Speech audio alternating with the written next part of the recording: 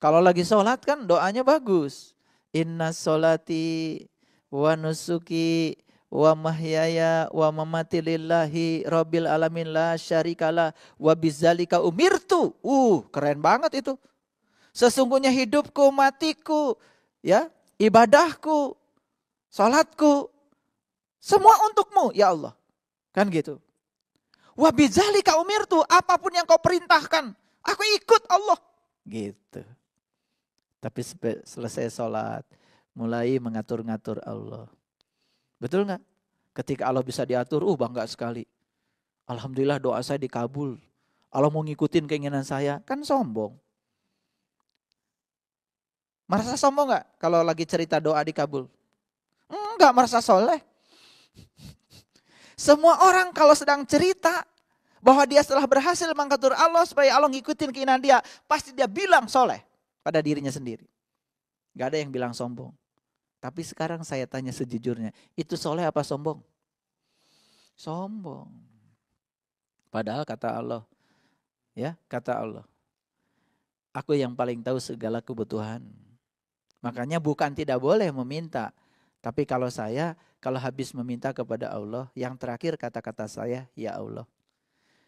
Sungguh dari semua yang aku minta padamu, aku tidak tahu apa yang akan terjadi dengan diriku. Apakah itu baik atau tidak baik, itu semata-mata hawa nafsuku. Oleh karena itu, aku serahkan saja padamu. Apapun yang engkau takdirkan harus terjadi pada diriku, aku yakin itu adalah kebenaran darimu. Sekalipun aku harus menjalannya dengan susah payah. Demi untuk masa depanku. Karena kaulah yang paling tahu masa depanku. Aku diciptakan bukan untuk aku, tapi diciptakan untuk engkau. Ketika dipungkas dengan itu sudah enteng. Sehingga kita tidak menghitung-hitung mana doa yang dikabul, mana yang tidak dikabul. Habis gitu kan lalu pergi ke toko buku agama ya. Cari kumpulan doa-doa mustajab kan gitu. Udah gitu kita pun sering konyol ya. Pergi ke Mekah pun cari tempat-tempat yang mustajab. Wallah multajam katanya, paling mustajab. Maka ada teman saya katanya multajam mustajab. Kenapa emang? Saya udah doa kemarin, bahkan selama umroh saya gak kemana-mana Pak. Terus kemana? Di multajam aja tiap hari. Terus gimana doanya? Gak ada yang dikabul. Tuh. Ya, kasihan dong kalau hanya multajam, tempat yang multajab. Kemudian kita berdoa di rumah kita enggak mustajab. Sepertinya Allah itu ada di multajam, tidak ada di rumah kita. Sedangkan beliau mengatakan, aku meliputi timur dan barat. Kemanapun kau memalingkan wajahmu, di situ kau akan dapati wajahku. Bagaimana? Bagaimana dengan ayat itu? Betul? Tuh, makanya sebetulnya kalau di Quran dikatakan, ud'u rabbakum tadarruan wa khufyatan. Ya, ajaklah aku dengan penuh rasa hormat dan tersembunyi. Jadi cara mengajak Allah itu harus penuh rasa hormat dan tersembunyi. Sekalipun kita mungkin menyampaikan permohonan kepada Allah, harus penuh rasa hormat. Lihat saya semuanya ke sini. Saya punya HP Bapak Ibu. Nah, HP saya taruh di sini ya. Suatu saat ada yang mau pinjam HP saya. Terus saat mau pinjam langsung saja ngomongnya gini, pinjam HP Pak. Sopan enggak? Atau ini punya ibu, ini saya praktekkan ya, sama punya bunda, pinjam HP ya. Sopan enggak saya? Harusnya kan saya berhadapan dulu dengan yang punyanya. Bunda mohon maaf, mohon izin, apakah saya boleh menggunakan HP bunda? Kan gitu. Nah, kan berhadapan-hadapan dulu, betul enggak? Baru yang kita tuju kan HP.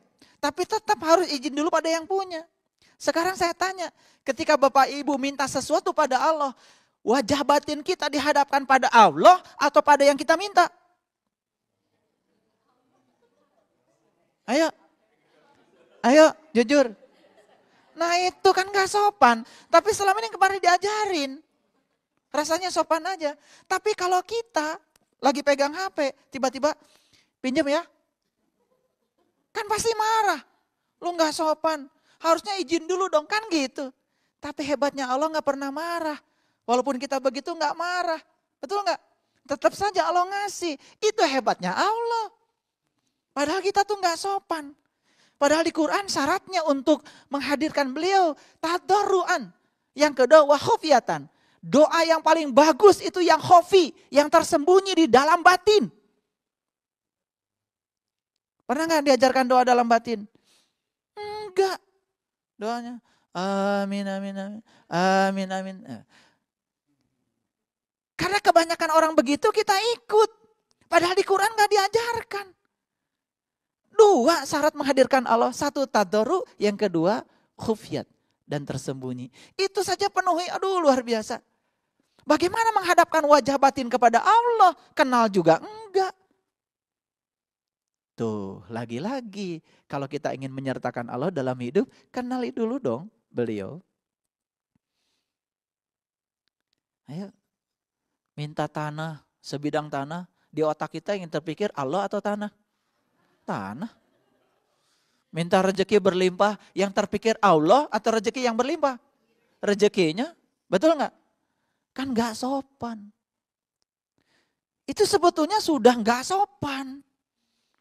Tapi kita kalau lagi doa, merasa paling soleh aja. Ada nggak orang lagi doa menghadapkan wajah batinnya pada Allah?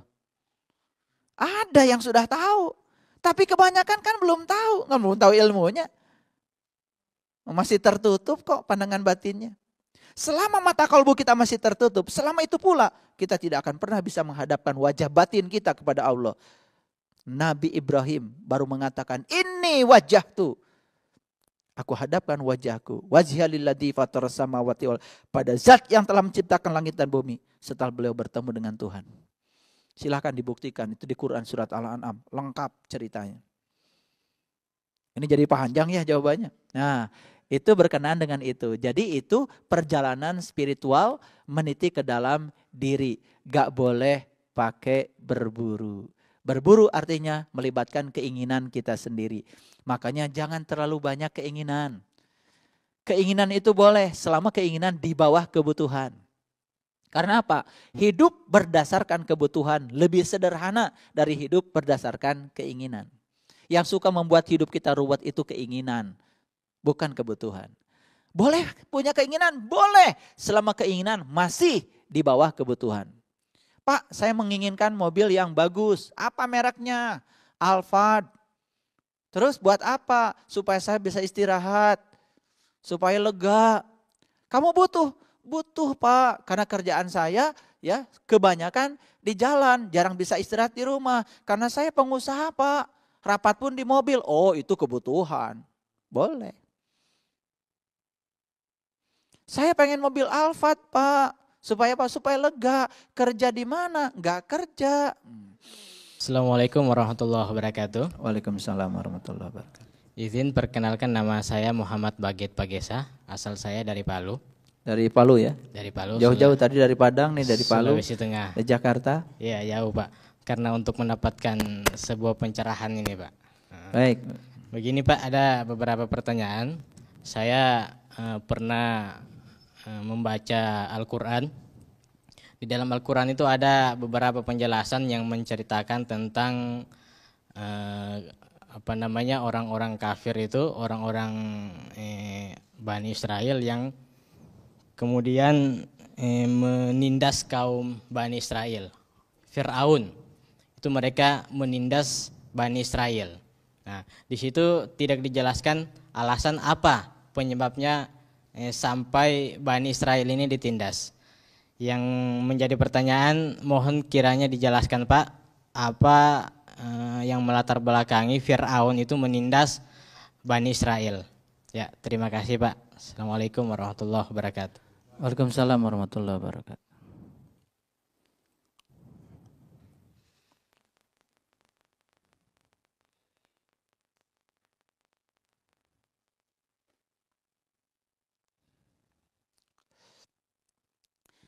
Memang banyak cerita di dalam Al-Quran.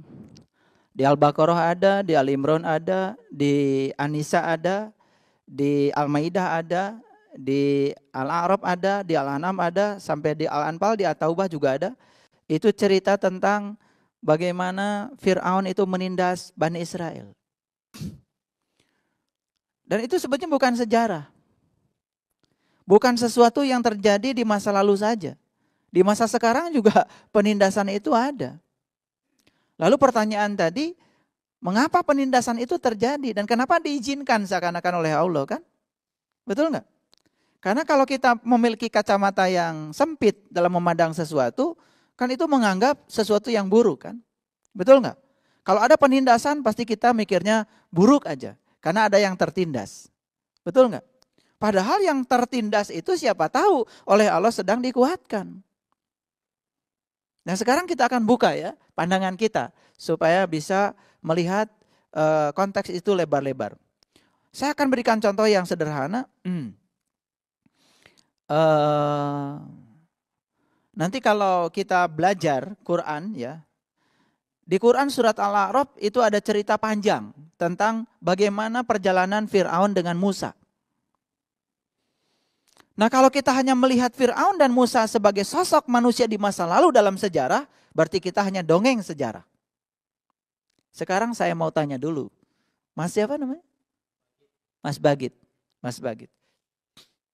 Mas Bagit pernah nggak rencananya nanti malam mau tahajud? Pernah. Tapi nggak jadi tahajudnya. Siapa yang menghalangi tahajudnya Mas Bagit? Orang lain, tentara, polisi, atau ada preman masuk ke rumah, atau Mas Bagit sendiri yang bilang ngantuk. Siapa yang suka menghalangi? Diri sendiri, betul? Diri sendiri, ya toh? Wah, habis pencerahan kemudian ada keinginan, saya akan rubah diri saya. Saya akan rubah sekarang. Oh semangat ya, semangat di tempat pencerahan. Sampai rumah ternyata lain lagi, lain lagi. Ya, diajak teman ke sana mau, diajak teman ke sini mau, ya. Mulai sekarang saya akan tekun beribadah, misalkan gitu. Tapi kemudian tidak terjadi. Siapa yang menghalangi Mas Bagit sampai tidak jadi beribadah? Diri sendiri, oke? Ini kita kasih contoh dulu supaya kenal sama Fir'aun. Karena kalau kita ngomongin Fir'aun jadi dosa. Karena saya tidak mau di tempat seperti ini kita ngomongin Fir'aun. Lebih bagus Fir'aunnya kita hadirkan dulu. Kalau kita ngomongin di depan Fir'aun kan berarti kita tidak menggunjing. Betul nggak? Iya. Saya nggak mau cerita iblis kalau iblisnya nggak dihadirkan. Makanya saya hati-hati kalau ngaji. Sebelum saya ngomongin iblis, iblisnya saya hadirkan dulu. Ya? Oke. Siapa tadi? Diri sendiri. Sudah mulai kenal sama Fir'aun. Kan Fir'aun itu digambarkan di Quran adalah manusia yang suka membunuh laki-laki dan membiarkan hidup-hidup perempuan. Itu diulang-ulang loh di banyak ayat. Fir'aun itu selalu digambarkan sebagai sosok yang suka membunuh laki-laki dan membiarkan hidup-hidup perempuan. Laki-laki yang dimaksud adalah urusan rohani. Kalau di Quran ada kata laki-laki itu pasti cerita urusan rohani. Kalau di Quran ada kata-kata perempuan, wanita pasti cerita urusan jasmani. Urusan jasmani dibiarkan hidup, urusan rohani dibunuh. Kalau diajak mancing, diajak hura-hura, diajak apa, begitu mudah hidup tuh perempuan. Tetapi diajak memperbaiki diri ke dalam supaya tambah sabar, tambah bijak, ya, tambah dewasa, tambah rajin ibadahnya. Biasanya banyak hambatan. Siapa yang menghambat? Kan diri kita sendiri. Jadi sebetulnya Musa dan Fir'aun itu serumah. Musa ya di sini, Fir'aun juga di sini. Terserah siapa yang menjadi khalifah. Kekhalifahan semesta kecil ini mau diserahkan pada Fir'aun, mau diserahkan pada Musa, terserah kita. Tapi begitu diserahkan kepada Fir'aun, maka disitulah akan terjadi penindasan. Jadi siapa yang suka menindas kita? Diri sendiri. Jadi kalau begitu, Fir'aun sudah hadir di ruangan ini? Iya. Nah jadi sekarang saya akan bicara Fir'aun jelas-jelasan. Karena tidak membicarakan Fir'aun, tidak menggunjing Fir'aun. Ada pengajian menggunjingkan Fir'aun, itu dosa. Nah, di Quran itu banyak sekali cerita tentang itu. Dan Fir'aun juga bisa saja datang dari luar diri kita. Bisa. Tapi kebanyakan sebutnya dari dalam diri kita. Saya kasih tahu Bapak Ibu, api itu banyak di luar kita. Tapi kebakaran hanya terjadi oleh api yang di rumah kita. Betul nggak? Iya. Kebakaran rumah biasanya terjadi karena api yang ada di rumah kita. Jadi biarkan orang-orang di luar marah-marah sama kita, no problem. Yang penting jangan sampai ya api yang ada di dalam rumah kita ini membakar diri kita. Karena yang paling berbahaya api yang di sini. Paham? Oke. Nah, sekalipun ada penindasan dari luar diri kita, percayalah, penindasan itu seperti batu yang sedang dilemparkan ke rumah kita. Kalau ada orang yang melemparkan batu ke rumah kita, kumpulkan aja batu itu. Siapa tahu jadi rumah. Nah biasanya suka dikumpulkan gak batu itu atau diganti batu yang besar dan dilemparkan lagi? Nah itulah kita. Itulah Fir'aun tuh. Jadi kalau Fir'aun tuh ya kalau dilemparin batu, ya bukan dikumpulkan, itu batunya diambil lagi, bahkan dilemparkan dengan kecepatan yang lebih tinggi daripada kecepatan orang melempar. Musa enggak. Kalau Musa tuh cerdas. Kalau dilemparin batu, sama Musa lumayan kumpulkan. Coba kalau ada orang melempar menyimpan kotoran sapi di depan rumah kita, persis di depan pintu. Kotoran sapi 1 ember. Saya tanya Bapak Ibu, ini ngecek Fir'aun apa Musa? Diapakan itu? Hah? Itu Musa. Udah jadi Musa sekarang gara-gara bertanya itu. Kalau yang cerdas, alhamdulillah ada yang ngasih pupuk, betul nggak? Ya sudah, ya beli pupuk kan mahal, kasih aja pohon jeruk, pohon anggrek semua kasih pupuk kan lumayan, betul nggak? Tapi kalau yang berjiwa Fir'aun tidak. Begitu dikasih kotoran sapi, anaknya semua suruh berak. Buat nambah. Khusus kali ini anak-anak berak jangan di toilet. Di mana? Di sini. Ini kita kirim lagi ke tetangga kita nih. Kan gitu. Itu Fir'aun. Ayo. Di ruangan ini banyakkan Musa, banyakkan Fir'aun. Insya Allah banyakkan Musa ya. Atau setengah Musa, setengah Fir'aun. Itu namanya musafir ya. Nah saya kasih tahu, ini ada satu ayat yang luar biasa di dalam Al-Quran. Saya bacakan ayatnya luar biasa ini. Wa arasnal qaumal ladzina kanu yustad'afuna masyariqal ardi wa maghari bahallati bibarakna fiha wa tammat kalimatu. Dan kami wariskan kepada kaum yang telah ditindas itu 2. 1 negeri bagian timur, 2 negeri bagian barat yang telah kami berkahi. Timur itu selalu berhubungan dengan urusan jasmani. Barat selalu berhubungan dengan urusan rohani. Makanya kiamat, tanda-tanda kebangkitan kesadaran itu matahari terbit dari barat. Bukan matahari yang itu. Matahari terbit dari barat itu matahari rohani. Matahari sejati yang terbit di dalam diri kita sendiri. Sebenarnya tubuh kita tuh bercahaya. Kalau tahu. Kalau enggak ya gelap aja. Di tubuh kita tuh bintangnya banyak, tak terbatas. Bulannya purnama terus, tak terbatas. Mataharinya pun luar biasa. Bagi yang tahu, kalau yang masih gelap gulita sih gak akan tahu. Makanya sholatnya suka mikir kemana-mana kan. Ya gitu, gak ada rasanya. Ya. Habis gitu juga masih sombong. Mulai membicarakan orang yang gak sholat. Luar biasa ya, sholatnya masih kayak gitu. Udah mulai menilai orang lain yang gak sholat. Sholat dia juga kata Quran mungkin aja masih kategori sholatnya orang munafik. Karena belum bisa mengingat Allah sebenar-benarnya ingat. Itu Quran surat An-Nisa ayat 142. Ini janji dari Allah. Akan aku wariskan kepada kaum yang ditindas itu negeri bagian timur dan negeri bagian barat. Jadi ternyata penindasan, kalaupun itu ada, tujuannya cuma 1. Untuk memberikan izin kepada kita untuk menjadi pewaris bumi bagian timur dan bagian barat yang diberkahi. Timur itu berhubungan dengan dunia, barat berhubungan dengan akhirat. Timur itu berhubungan dengan jasmani, barat itu berhubungan dengan rohani. Makanya siapa saja yang mengejar Allah dalam hidupnya, dia akan dapat dua, Allah dan dunia. Siapa yang mengejar dunia, dia akan kehilangan dua, Allah dan dunia. Pilihan ada pada diri kita, mau mengejar, mau dapat dua-duanya atau hilang dua-duanya. Makanya kalau kerja jangan cari uang, cari yang punya uang. Memang beda? Beda. Kalau kita kerja cari uang, sambil kerja mikirin uang.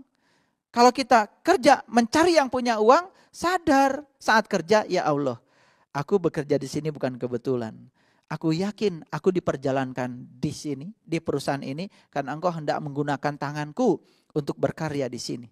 Aku berkarya di sini menghasilkan karya apapun karena aku sedang menjadi kepanjangan tanganmu untuk menyampaikan cinta dan kasihmu. Kerja di pabrik roti penuh dengan rasa cinta. Bikin roti dengan cinta, beda dengan bikin roti marah-marah. Betul nggak? Rasanya beda, ya. Rasanya beda. Coba kita datang berkunjung ke rumah orang yang nyuguhin sesuatu udah nggak senyum, betul nggak? Cara menyajikan piringnya pun terasa gitu, duk, nah gitu. Kesini, padahal yang bunyi meja, tapi bunyinya ke sini, duk, gitu ya. Cara menyajikan sendoknya, luar biasa. Kayak musik apa tuh? Pokoknya luar biasa, itu kerasa. Itu makanannya langsung gak enak. Saya masih ingat ya, ibu saya mengajarkan, kalau bikin sayur katanya lagi marah-marah, itu basinya lebih cepat. Dan kalau bikin sayur dengan cinta, penuh cinta kasih, 2-3 hari tidak basi. Kenapa? Kalau dikaitkan dengan penemuan Profesor Masaru Emoto, kan sayur isinya air. Karena kalau marah, berarti struktur kristal airnya juga tidak bagus. Basinya lebih cepat. Tapi dengan penuh cinta kasih, struktur kristal air yang ada di sayur itu jadi kristal. Kristalnya heksagon, indah. Otomatis airnya bahagia. Air yang bahagia tidak mungkin menyakitkan. Kalau orang bikin sayur, kemudian habis bikin sayur, kemudian serumah mencret, itu pasti gak ikhlas. Loh kok bisa begitu? Itu ilmu nujum atau apa? Enggak, ini sains. Ini sains. Sains, ya. Bukan ilmu nujum. Ya, ini sains. Jadi, ya, Mas Bagit, kembali lagi pertanyaan Mas Bagit tadi, ya, kenapa penindasan mesti ada? Penindasan itu adalah palu untuk membuat baja menjadi berharga. Jadi kalaupun suatu saat kita harus tertindas dalam kehidupan ini, percayalah, penindasan itu bukan musibah. Bisa menjadi berkah bagi orang yang bisa mengelolanya. Makanya dalam hidup ini sebetulnya yang paling penting adalah kecerdasan kita untuk mengolah dan memanfaatkan semua sumber daya yang ada untuk kebaikan kita. Toh pada akhirnya kan kita bisa melihat kehidupan kita lebih baik, bukan? Itu pada akhirnya. Baik, itu jawaban saya. Ada pertanyaan lain? Silakan. Assalamualaikum warahmatullahi wabarakatuh. Waalaikumsalam warahmatullahi wabarakatuh. Yang saya ingin tanyakan adalah, maaf, nama saya Arifuddin Ismail. Dalam Al-Quran surat Al-A'raf, Allah pernah mengirimkan taufan belalang, kutu, katak, dan darah. Apakah ini benar-benar terjadi atau kiasan? Mohon penjelasannya. Baik. Terima kasih. Ya.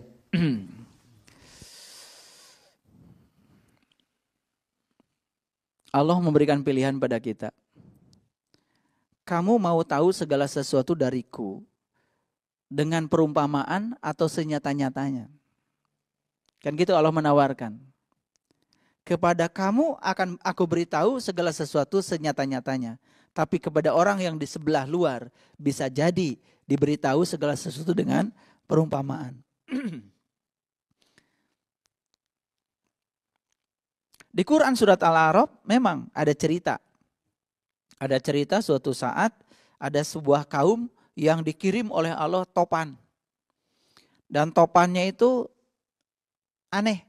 Pertama topan belalang, yang kedua topan kutu, yang ketiga topan katak, yang keempat topan darah. Gimana tuh topan darah? Kan kita belum pernah kenal ya. Selama ini kan yang namanya topan itu angin. Betul nggak? Tapi di Quran topannya itu bukan angin. Saya tunjukkan ya, di Quran surat Al-A'raf, itu kalau kita baca surat Al-A'raf, itu ayat 133, ada kata-kata yang indah seperti ini. Fa'arsalna alaihimut tufan. Tufan itu bahasa Arab. Tufan itu sudah jadi bahasa kita, taufan. Topan. Ya. Topan apa? Wal jaroda. Yang pertama topan belalang. Yang kedua wal kummala. Kumal. Diterjemahkan kutu. Emang kutu itu sukanya tempat kumal. Orang yang kumal rambutnya kan biasanya banyak kutunya. Yang kurang rajin keramasnya itu banyak kutunya. Ya, makanya mohon maaf kalau nyampe di rumah ya buru-buru dibuka. Nanti jadi banyak itu. Jadi kandang kutu ya. Nggak apa-apa kalau kutu yang di sini bukan topan kan. Ini topan kutu ya. Kumal wal kumala wadofada wadofadi. Dofadi itu katak.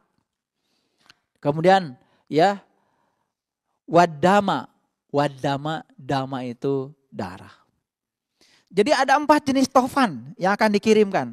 Nah kalau kita belajar Quran itu nggak bisa dikupas satu ayat begitu saja. Ini ada rangkaian ceritanya. Siapa sesungguhnya ini? Nah, sesungguhnya ini sedang cerita tentang ya Bani Israel, ya orang yang berjalan menuju Tuhan, tetapi dalam perjalanannya lebih banyak mengikuti Fir'aun daripada mengikuti Musa. Kita sudah benar ya berjalan menuju Tuhan. Ingin menuju kepada Tuhan karena memang tujuan kita adalah Tuhan. Tetapi dalam perjalanan menuju Tuhan lebih banyak mendengar suara-suara Fir'aun daripada suara-suara Musa. Saya sekali lagi menekankan Fir'aun yang saya maksud bukan sesuatu yang terjadi di masa lalu. Itu biarkan sudah berlalu. Itu sejarah. Tapi Fir'aun dalam kehidupan yang sekarang ada. Di mana? Di sini. Energi negatif yang ada pada diri kita itu Fir'aun. Dan energi positif yang ada pada diri kita itu Musa. Supaya kita tidak usah ngurusi orang lain. Urusi diri kita sendiri. Energi negatif ada pada diri kita? Ada. Pikiran negatif pada diri kita? Ada. Energi positif juga ada. Cuman terserah energi mana yang mau kita biarkan tumbuh berkembang. Lebih lebat dalam diri kita. Kan itu pilihan kita. Kalau ingin tumbuh energi negatif ya tentu saja. Harus banyak ya melakukan tindakan-tindakan yang kalau ingin tumbuh yang positif, banyaklah melakukan tindakan-tindakan yang positif. Pikirkan yang positif. Ya toh? Katakan yang positif. Dan lakukan yang positif. Ketika kita memikirkan yang negatif, membicarakan yang negatif, melakukan yang negatif, jangan salah dalam diri kita. Yang akan banyak itu adalah bisikan-bisikan Fir'aun. Sehingga dia selalu saja menghalangi perjalanan ruhaniah kita. Mau sabar susah. Mau lapang dada susah. Mau ikhlas susah. Susah. Kenapa? Oke. Pertama, saat kita mengizinkan diri kita diserang oleh energi negatif dari diri kita. Satu, kita mengizinkan topan belalang datang pada diri kita. Belalang itu ya kalau sudah menyerang tanaman, itu tanaman itu sebentar dia loncat ke situ gundul. Sebentar loncat gundul. Sebentar loncat gundul. Kalau sudah diserang belalang gundul itu, padi saja kalau diserang belalang itu seperti pakai arit itu. Patah itu. Kemana? Bukan sekedar dijatuhkan ke bawah. Kalau tikus dia gigit dia jatuhkan ke bawah. Kalau belalang dimakan. Dan kalau topan belalang yang datang banyak sekali kan habis dimakan. Apa maknanya? Maknanya tanaman-tanaman yang kita tanam dalam diri kita itu akan habis dimakan oleh topan belalang. Sedikit kebaikan yang pernah kita tanam habis. Sedikit kesabaran yang pernah kita tanam habis. Betul gak? Iya. Dihabiskan oleh apa? Dihabiskan oleh pikiran, kata-kata dan perbuatan kita sendiri. Nah kita itu sering tidak sadar. Karena kita jarang muhasabah. Tahu-tahu nanti kita termasuk orang yang bangkrut. Kenapa? Karena kita merasa tabungan kita banyak. Hal yang sederhana saja. Kita banyak mungkin melakukan kebaikan. Tapi pada saat yang bersama kita sering menggunjingkan keburukan orang lain. Makanya ketika kita sedang menggunjingkan keburukan orang lain, bukan sekedar kita sedang memakan bangkai darah saudara kita sendiri. Tapi yang paling berbahaya adalah memindahkan, mentransfer seluruh kebaikan kita pada orang yang kita bicarakan. Dan mentransfer seluruh keburukan kepada buku amal kita. Apa yang terjadi? Kalau seluruh kebaikan ditransfer ke sana, seluruh keburukan mereka ditransfer ke kita. Kan di buku amal kita yang ada adalah perilaku-perilaku buruk yang mungkin tidak pernah kita lakukan. Tetapi dipindahkan oleh kejahatan kita menggunjingkan orang lain. Hati-hati, dan itu sangat menggugurkan. Itu topan belalang sebetulnya. Dan itu akan menggerogoti seluruh tanaman-tanaman kebaikan kita. Yang namanya belalang, apa saja yang ditanam itu dimakan. Belalang. Yang kedua kutu. Kutu itu apa? Aduh, kutu. Kalau orang banyak kutu di kepalanya biasanya ngapain dia?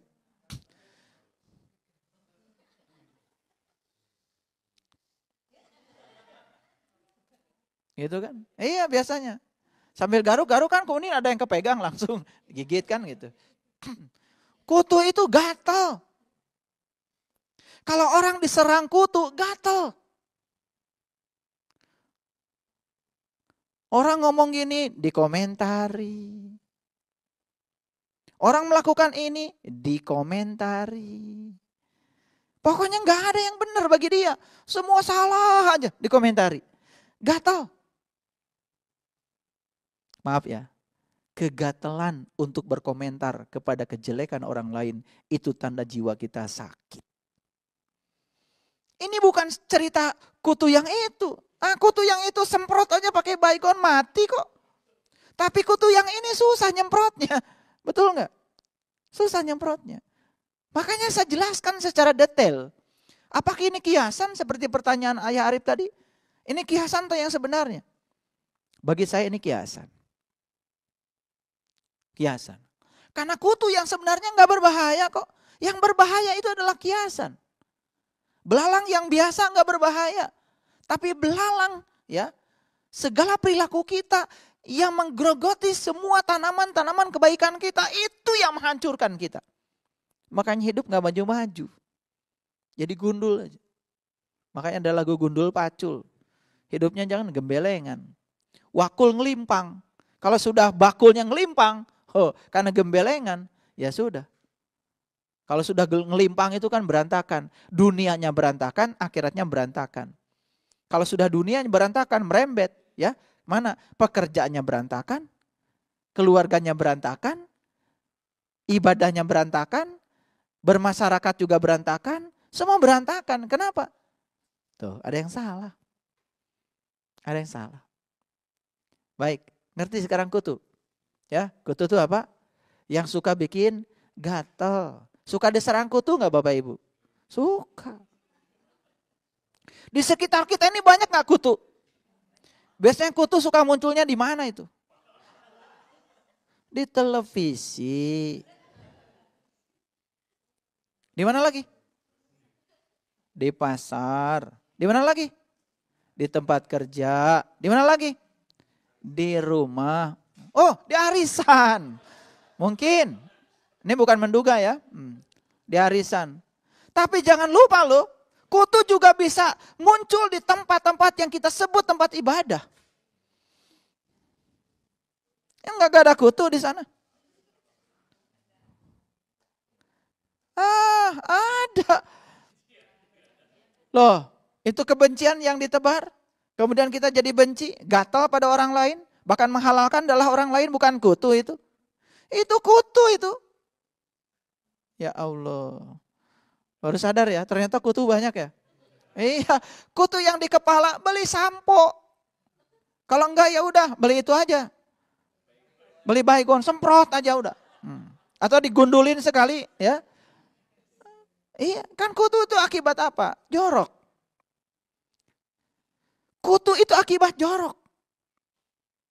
Saya yakin orang yang keramasnya rajin, apalagi wangi kepalanya, enggak ada kutu. Makanya kutu disebutnya juga bahasa Arab wal kumal. Kumal. Ya, kumal itu caludi kalau bahasa Inggrisnya. Iya, itu. Dan kalau kutu itu ya sudah ada di situ, beranak pinak, kan menimbulkan dampak. Dampaknya jadi gatal. Nah, kutu yang itu pun tidak berbahaya. Karena yang paling berbahaya adalah ya informasi yang buruk, fitnah-fitnah, isu, berita hoax, itu bagi saya kutu. Makanya banyak orang yang kena serangan hoax kemudian gatal. Betul nggak? Dan anehnya berani menginvestasikan pulsa dan kuota untuk menebarkan kebencian pada orang lain. Luar biasa. Investor itu. Nah, yang ketiga adalah katak. Hebat. Wadofadi, katak. Makanya ada peribahasa seperti katak dalam tempurung. Nah, katak itu biasanya suka merasa asik sendiri, hebat sendiri, padahal tempurungnya sendiri. Ya, nyanyi-nyanyi sendiri, nggak pernah rekaman. Ya, iya, tapi dia bilang paling baik nyanyinya. Mau nyanyi sendiri, yang didengar juga sendiri. Itu katak. Katak itu yang suka asik sendiri, merasa benar sendiri, merasa paling soleh sendiri. Kalau ngomong merasa yang paling hebat sendiri. Itu katak itu sebetulnya. Karena itu kurang pergaulan. Makanya kurang pergaulan, bahasa Arabnya kuper. Itu bahasa Arab itu. Iya, kata dasarnya kafir. Iya, kafir, kuper, koper, kiper itu sama sebetulnya sejenis. Nah, kurang pergaulan itu sebetulnya akibat kurang piknik. Iya, jarang jalan-jalan, ya. Iya, katak itu kan dia mah jadi tempurung, kurang jalan-jalan. Ya, coba kayak burung bangau, terbang kemana? Ya, dan untuk jalan-jalan yang paling gampang kan terbang. Ya, yang terbang itu, ya, mohon maaf ya. Untuk ngaji pun tuh dari Palu datang ke Jakarta, terbang. Karena kalau di Palu terus mungkin kan, ya khusus untuk Mas Bagit. Siapa tahu kan malah jadi katak, betul nggak? Dan ternyata katak itu topan. Berarti jumlah katak banyak apa enggak? Banyak.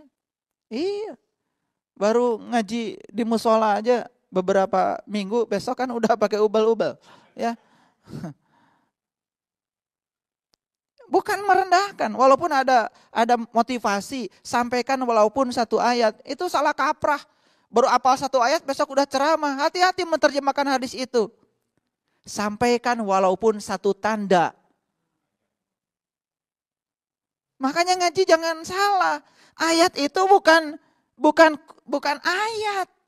Ayat itu bahasa Arab, bahasa Indonesianya tanda. Sampaikan walaupun satu tanda. Tanda siapa? Ya tanda Allah. Kalau sudah tahu satu tanda Allah, sudah tahu Allah. Kalau mau menyampaikan sesuatu, tahu dulu Allah. Baru boleh menyampaikan. Bukan hafal 1-2 ayat menyampaikan, itu keliru. Makanya rusaknya pelajaran agama itu oleh orang yang terbuka mulutnya, mata kolbunya masih tertutup. Terbuka mulutnya, pikirannya masih tertutup. Kan itu yang merusak. Makanya saya katakan hanya di dalam Allah kita bisa bersatu. Saya sedang berbicara persatuan, bukan kesatuan. Karena kesatuan adalah menyamaratakan keberagaman. Menyatukan keberagaman, itu kesatuan. Tetapi kalau persatuan, saling menghargai keberagaman. Biarkan semua apa adanya, kita saling menghargai perbedaan. Makanya untuk saling menghargai perbedaan, ajaran para leluhur kita, ajaran Tuhan kita, yang paling utama apa? Nikah. Kenapa nikah disebut setengahnya agama? Karena di nikah itulah latihan pertama kita menerima perbedaan. Istri kita berbeda jenis kelaminnya, berbeda cara berpikirnya, berbeda cara menyelesaikan masalahnya, berbeda adat istiadatnya, berbeda hobi makanannya, berbeda hobi olahraganya, berbeda hobi buku yang dibacanya. Bayangkan, dibikin satu kasur. Makanya orang yang di luar gagal menerima perbedaan. Saya yakin di rumah tangganya pasti gagal menerima perbedaan. Karena kalau gagal di luar, karena gagal di dalam. Ulangi sekali lagi. Agama, semua agama mengajarkan kita nikah. Bahkan di Islam, nikah adalah setengah agama. Bahkan diakui oleh Rasulullah, nikah itu adalah sunnahku. Kenapa? Nikah itu latihan menerima perbedaan. Kalau kita bisa berhasil di rumah menerima perbedaan, apapun pasangan hidup kita, terima seutuhnya. Jangan diterima lebihnya, kemudian ditendang kekurangannya. Sampai keluar, baru kita menjadi toleran. Semua orang yang tidak toleran di luar, saya yakin orang yang bermasalah di rumahnya. Tapi orang yang sudah bisa menerima apapun keadaan suami saya terima saja. Ya. Bahkan sudah bisa mengatakan, suami saya adalah profesor saya. Suami saya adalah guru spiritual saya. Oh, itu udah keren itu. Kalau sudah bisa begitu, istri saya adalah profesor saya, istri saya adalah guru spiritual saya. Itu udah keren tuh. Sudah mulai itu tumbuh kesadarannya. Saya yakin orang yang semacam ini di luar juga toleran. Tidak mungkin ya gagal untuk menerima perbedaan. Maka yang dibutuhkan bangsa kita sekarang adalah persatuan. Bukan kesatuan, persatuan. Karena apa? Persatuan adalah menerima semua keberagaman. Makanya lihat ya, falsafah leluhur kita. Kita harus harus memiliki keikaan dalam kebinekaan. Itu persatuan, bukan kesatuan. Makanya banyak yang kadang-kadang asal ngomong kesatuan, hati-hati. Kesatuan dan persatuan itu berbeda. Dan yang paling penting yang harus kita munculkan di negara kita ini adalah persatuan. Saling menghargai perbedaan. Itu keren. Katak ya. Dan yang terakhir adalah darah. Darah itu kan simbol dari kebencian, simbol dari kejahatan. Makanya siapapun orang yang dikuasai oleh Fir'aun di dalam dirinya, maka akan muncul yang 4 tadi. Pertama belalang, yang kedua kutu, yang ketiga katak, yang keempat darah. Hebat sekali Quran. Dan kalau kita bisa mengkajinya secara pragmatis, nilai-nilai Al-Quran itu menjadi nyata di dalam kehidupan kita. Itu luar biasa. Ya. Masih ada pertanyaan?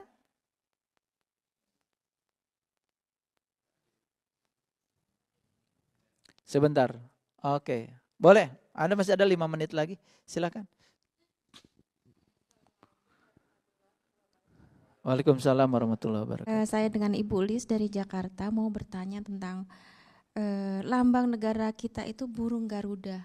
Apakah ada pesan-pesan spiritual di dalamnya itu? Terima kasih. Assalamualaikum warahmatullahi wabarakatuh. Waalaikumsalam warahmatullahi wabarakatuh.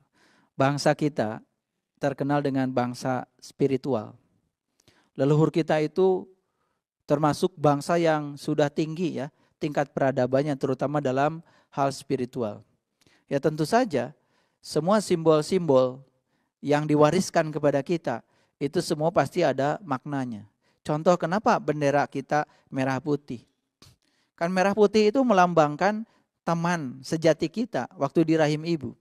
Teman kita di rahim ibu ada 4. 1 ketuban, 2 ari-ari, 3 darah merah, 4 darah putih. Makanya darah merah dan darah putih disebutnya juga purwadaksina. Itu adalah titik asal kita. Jadi merah putih itu adalah teman sejati kita waktu di rahim. Makanya darah 2, darah merah, darah putih. Dan itu kemudian menjadi simbol negara kita. Kenapa merah dan putih? Supaya kita tahu dengan asal muasal kita. Kan kita asal dari ibu kita. Saat keluar dari ibu kita dalam keadaan suci. Pulang nanti harus dalam keadaan suci.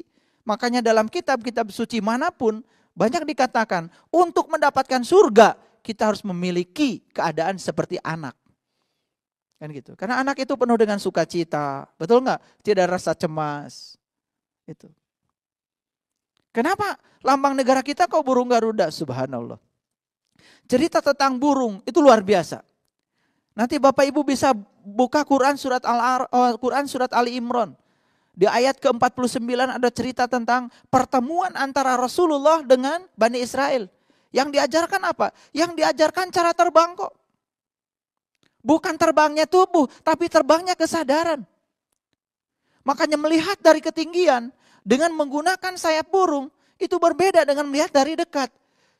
Jadi kalau bangsa kita lambang negaranya adalah burung Garuda, kita sedang diajarkan leluhur kita untuk belajar melihat sesuatu dari ketinggian, dari sudut pandang yang lebih tinggi.